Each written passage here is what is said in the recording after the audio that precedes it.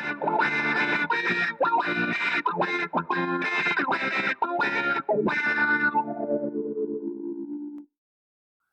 guys, we've got one more PowerPoint of information. I got another PowerPoint of some kind of curveball problems that they throw at us, but this one's just on titration, fairly short and sweet, a few problems in there. Shouldn't be too bad. So for starters, see if you know the answers to these questions. Pause it, check in your head and see if you've got the purpose of titration, what we use it for, and how do we do it. And I know some of you have done it, and I know some of you have done it a lot. If you went to East Tip, go Trojans. Okay, so the purpose of titration is to determine the concentration of something, right? Whether it's an acid or a base, or sometimes there are other reactions that make a visible difference when they're completed, and we can use titration for those. But usually it's acids and bases to determine the concentration of some unknown acid or base. And we do that by adding a small amount at a time of the other. So if it's an acid, we add a small amount of base, a known amount of base. And we can see when the pH changes, when we've neutralized it all, and that gives us a concentration of the acid, or the reverse for the base. We do it with a burette. It won't be a lab, but I'll do the lab, and you will record the data and maybe do the math. And that's coming up later this week.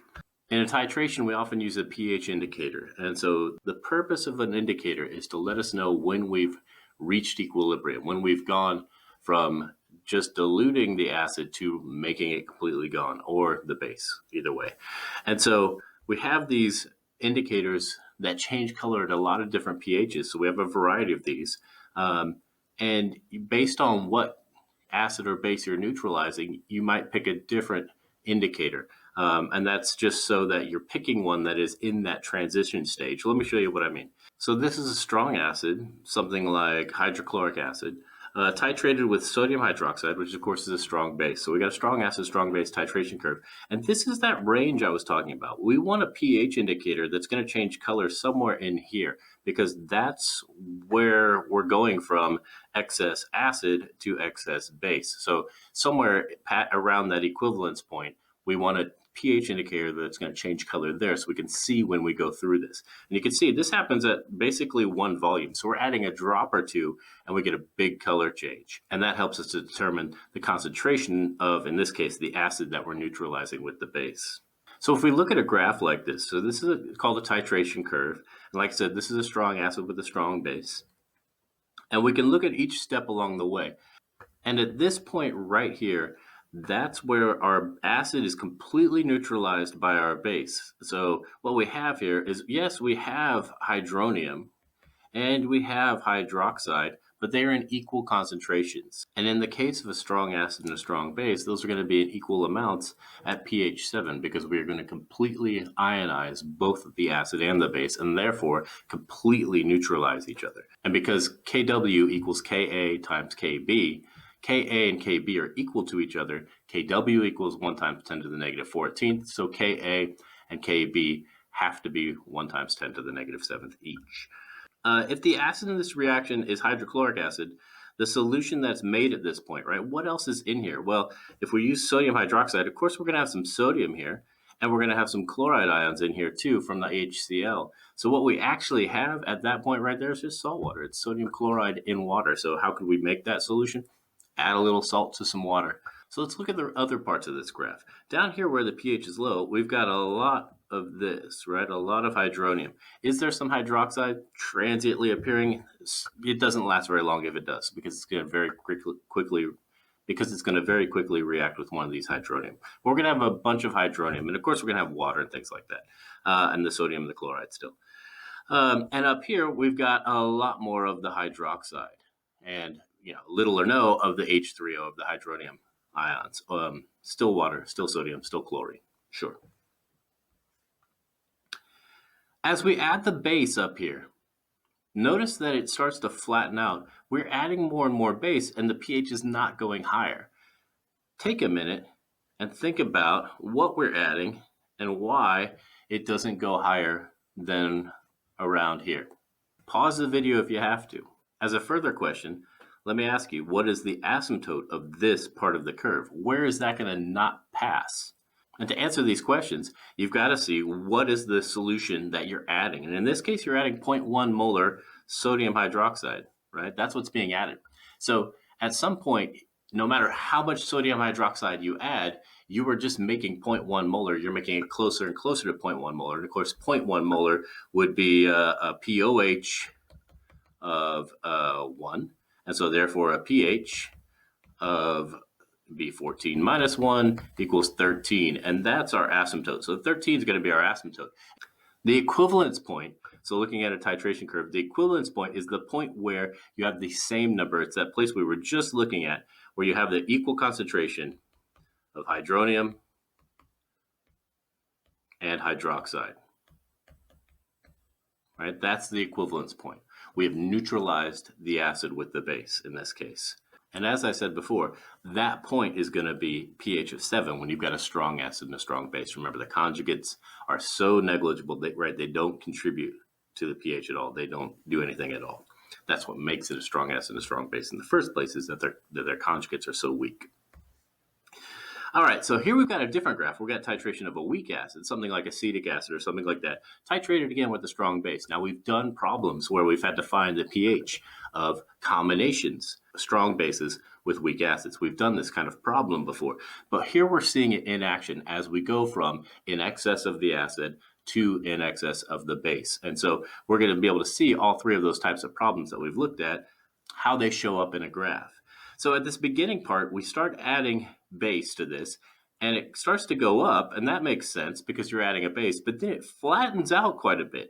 This flattening is very interesting. See if you can take a minute, pause the video, and see if you can figure out why. So after thinking about that, hopefully you thought, as we add a little bit of strong base to a weak acid, we generate a buffer, right? We're making conjugate of that acid with every bit of sodium hydroxide that we add here. So if this is acetic acid, we are making sodium acetate. We're going to get acetic acid and acetate, its conjugate. And of course, a buffer resists changes in pH. And that's what's happening right through here. It's flattening out because you've got a buffer in that situation, and it's resisting the increase in pH as we add more base. We are able to shift the reaction to counteract that addition. So eventually you get to the point where you're using up all of the acetic acid and the pH starts to swing up. And so we get into here and we're talking about neutralization, right? We're getting to the point where we have neutralized all of the acid in this case. All of that weak acid has become neutralized by the addition of the strong base. As we get up higher, remember the problems that we had with excess strong base. We don't even care about the acid at all at that point. All we care about is the base that is left over, and we use that to calculate our pH. And that's what's happening in this point. When you're looking at the Henderson-Hasselbalch equation, which I have here, sorry, our David Hasselhoff equation, when is the pH equal to the pKa? So I want the pH to be equal to the pKa. And if that's going to happen in this equation, all of this is going to have to equal 0. So how do you get the log of something to equal 0? What's that something have to be? The log of 1 is 0. So when is this equal to 1? That's when the concentration of the conjugate base is equal to the concentration of the acid. So if you think about that, that's going to be halfway to complete neutralization. Because at complete neutralization, this guy's gone, right? And all we have left is this. So when the two are equal to each other, that's halfway there. That's when you've added half of that base. So you look at something like this, and here's my equivalence point. I added 25 milliliters of this sodium hydroxide to get complete neutralization of that acid. Half of that would be 12.5. It would be right in here. So it would be right about there. So where on this graph would the weak acid and the conjugate base concentrations be equal? It would be right here, actually. There it is. That's when we've added half of the acid that it takes to neutralize. So I've got a certain amount of acid. I start adding base, and it's neutralizing away, neutralizing. When I get to half of it neutralized, that's this point right here, because when I get to all of it neutralized, that's 25 mils. So half of 25 mils is when half of it is neutralized. So at that point right there, if you look at the pH, at that point right there, the pH is equal to the pKa, because again, the log of the concentration of the conjugate base over the acid, that's 1, right? So the log of that is 0. So pH equals pKa plus 0. So the approximate Ka, you can get that from this. So now we know this, right about here is the pKa. And of course, to find that, turn that into Ka, remember that pKa is the negative log of Ka. So to undo that, we just do 10 to the, let's say 4.8. Sorry, negative 4.8, because it's negative log. And that will get you about 1.6 times 10 to the negative fifth. So you can find Ka from a graph like this. The purpose of titration is to find the concentration of a solution. So I think these are pretty straightforward, but let's go ahead and try them. This is lecture problem 32. You should be able to answer this. Pause the video. So here we go. So we need to find the molarity of the acid solution. To do that, I need moles and I need liters. And I've got the volume. So I just need to find the concentration. All I need to do is find out how many moles that is. And of course, if it did a complete neutralization, then it's the same number of moles of this, because there's only one hydroxide here and there's one acid here. This is acetic acid again, another way to write it. We've written it several different ways. This is acetic acid. We've seen C2H3O2. That's another way to do it. Or sorry, H4 rather, O2. That's another way to write it. We're getting a 1-to-1 ratio, so if we can find the number of moles of this, then we know the number of moles of this, because those two are going to be equal to each other. So we need to find the number of moles of the potassium hydroxide, and that's pretty straightforward because we've got 0.1080 moles per liter, right? That's what that molarity means of this KOH, and we've got 0.01598 liters, just converting that into liters by moving the decimal point 3 places. And so we're just going to multiply these together. Liters are going to cancel out, and we will get 0.0172584 moles of KOH. And of course, that's also the same number of moles of the acetic acid. So now we've got the number of moles, and we know that that number of moles is in 52 milliliters. So we take 0.0017258 moles in 0.05200 liters, and that's going to get us our molarity. We do a little calculation, we find it's 0.03319. I have 4 sig figs, right? Is that right? 1, 2, 3, 4. Yeah, 4 sig figs on everything. So 0.03319 molar solution of acetic acid. And that's what the question was asking for, so we're done. All right, here's another problem just like it. Pause the video, make sure you can do it. Should be a piece of cake. One little curveball. I got 2 protons here, so be careful with that. Okay, so we do have 2 different hydrogens we have to neutralize here, and only a single hydroxide from the sodium hydroxide. But still, we can do the same thing, and it's not that bad. We're going to find we've got 0.020 moles per liter times 0.060 liters, and that equals 0.001200 moles. So that's how many moles of hydronium we have, right? Remember, we're going to generate 2 hydroniums for every sulfuric acid. So since we need moles of sulfuric acid, we need to take this and divide it by 2. Well, let's go ahead and do the dimensional analysis on that. Moles of H3O times 1 mole of H2SO4 has 2 moles of hydronium. So I'm going to get the moles of hydronium to cancel out, and that'll leave me with moles of sulfuric acid. And so I just got to divide this by 2, and that's going to be 0.000600 moles of H2SO4. Now I've got moles, I've got volume, so I need to do 0.000600 moles over 0.0150 liters, and that's going to get me 0.0400 molar solution, right? That's of the H2SO4.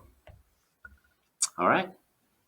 Now this third problem, this is a bit more than what you're going to encounter. I've actually, for future generations, I've moved this one onto the curveballs page. It's pretty challenging. Go ahead and pause it, see what you can do with it. If you're unpausing now, just because you got stuck, let me give you one little clue. Remember this guy right here, we can use that to find the concentration of the hydroxide. So in this reaction, we completely neutralize this hydrocyanic acid with sodium hydroxide. So we used equal volumes because they are equal concentrations. But what we need to know is what is the concentration of the conjugate base of HCN. So when we go to find that, it's probably best to make a BCA table, a Chewbacca table. Let's get Chewy in here. So I'm going to look at this original reaction. I'm going to use HCN, and because that's a weak acid, I write out HCN. Because this is a strong base, I'm just going to put hydroxide, and there's only one. And that's going to give me my CN minus. So to find the number of moles of the HCN, because it's got to be moles, it's random min, I've got to find, so I've got 0.20 moles per liter times 0.020 liters, just converting that into liters. And that gets me 0.004 moles of HCN. So I've got 0.004 moles of this. I've actually got 0.0, because I know it's completely neutralized, so 0.004 moles of that too, and none of that. We're going to lose this 0.004 to neutralization. We're going to lose this 0.004 to neutralization, and we're going to gain 0.004 of this. So we end up with 0.004 of the cyanide ion, none of this and none of this. So now this conjugate is what we have to remember. That can act as a base. So we've got equal amounts, and we did problems like this before, and we can do them again. This one, we're going to use an ice table. But we're using an ice table for the conjugate. So we're going to use the cyanide ion, and it's going to attract a hydrogen from water and produce hydroxide, and that's going to make it basic. This is a conjugate base of hydrogen cyanide. And does it make sense that this is a base? Yeah, look at our pH. Of course it makes sense. All right, so let's look at this. We start with 0.004, none of this and none of this. We're going to do 0.004 minus x, because we're going to lose some of this. We're going to gain some of this. We're going to gain some of this. And so this is going to be 0.004 minus x. This is x, and this is x. And now we're trying to find Ka of HCN. Well, I can find Kb by doing this, right? Kb of the conjugate is equal to x squared over 0.004 minus x. But I don't know what x is, but I can figure out what x is from this pH, because that pH is telling me what x is. All I have to do is find, right, remember that the POH equals 14 minus the pH, which is 11.10, and that gets me 2.9. So now I've got a POH, and using the POH, I can find the concentration of hydroxide, right? That's going to be, remember, POH equals the negative log of the concentration of hydroxide. So that means at 2.9, I need to undo the log to find the concentration of hydroxide equals 10 to the negative 2.9, and that equals 0.001258 molar. And so that's my x. So I can plug that into this equation, square it, subtract it from 0.004, and that gives me Kb. So my Kb is equal to, if I plug all that in, my Kb is going to be 4.0 times 10 to the negative 6. Now I'm not done yet, because it asked me for Ka of the conjugate of this guy. So that shouldn't be bad though, because I know that Kw equals Ka times Kb. And so therefore I can just do Ka equals Kw over Kb, which means it's 1 times 10 to the negative 14th over 4 times 10 to the negative 6th. And that equals 2.5 times 10 to the negative ninth. So, like I said, a bigger, more complicated problem than what we really need to worry about, but hopefully it kind of kept up with that. Sometimes a titration graph may go down like this, in which case you could probably guess we started at a high pH, so we started with the base, and we titrated it with an acid, and that brought it down. We can see some of the same things. With this beginning curve like this, so we started adding acid and it started moving, but then it started to make a buffer. So this looks like, that's definitely a strong acid. This looks like a weak base because of that little curve where we get a buffer. Remember, you're not going to get that little weird curve thing going on as you form a buffer with a strong base, because a strong base is going to be completely ionized and it's not going to do that equilibrium thing. Of course, the equivalence point is going to be somewhere in the middle of this where it swaps. Where does it make the transition? And it looks like it's right in here somewhere. So around a pH of 5 or maybe higher than that, a little 5.5. Around in there is going to be our equivalence point. If we estimate our Kb, so it looks like this happens at about 60. So to estimate Kb, remember, to find Kb, we need to know when half of it is neutralized so that our concentration of the conjugate and the base, in this case, are equal to 1, so that our log of that is equal to 0. So if our equivalence point is at about 60, which it looks like it is, then that makes 30 the point where the amount of the base is equal to the amount of its conjugate. And so what's the pH right there? It looks like about 9.5. I'm going to estimate that at 9.5. So if the pH is 9.5 at this point where they're equal, if we make it so that it's the pOH, then that'll give us pKb.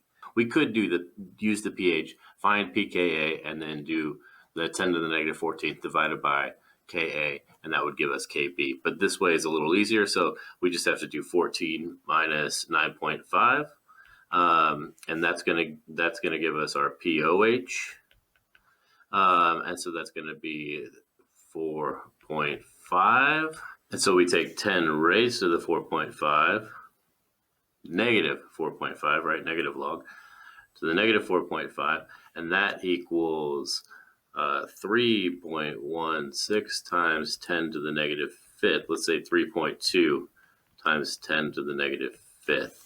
And that's our Kb for this weak base. All right, so over the next week or so, here's what we're going to do. We've got this lecture today on Monday. Wednesday, I've got another little lecture of curveball problems, just kind of tough ones that AP sometimes tries to throw at you. Friday, I'm going to do a lab. I'll send you a video of the lab. I'm going to go into school and do a titration lab so I can give you data. You get to use your lab notebook. I know some of you were worried that you weren't ever going to get to use it again. Some of you may have already burnt it. Monday, we'll do basically office hours review time. You ask me questions, I answer them. I'll be available. I'll let you know what times throughout the day on a Google Meet. And then Wednesday, we'll have a quiz over all the acid-base stuff. It won't be huge. You'll take it online. You'll be able to use your notes and everything, so it shouldn't be too bad.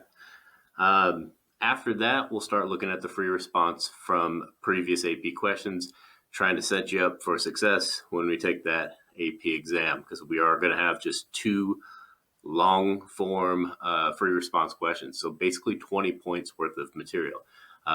So that's every point's going to really matter. All right, guys, miss you, and I'll see you soon.